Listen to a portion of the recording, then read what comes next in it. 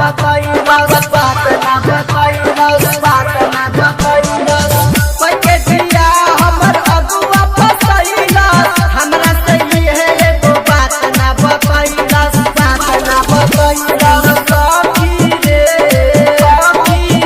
मोर दुनु झुना झुना झन झन करता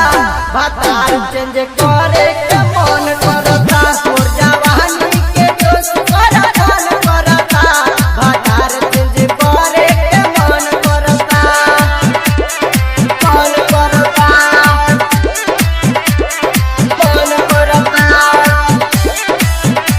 भतार भतार भतार चेंज करे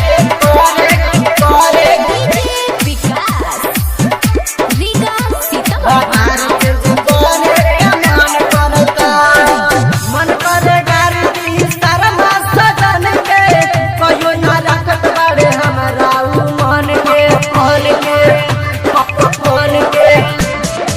मन करे गारी दी शर्मा सजन के कहियो ना रखत बाड़े हमरा उ मन के सुन सखी रे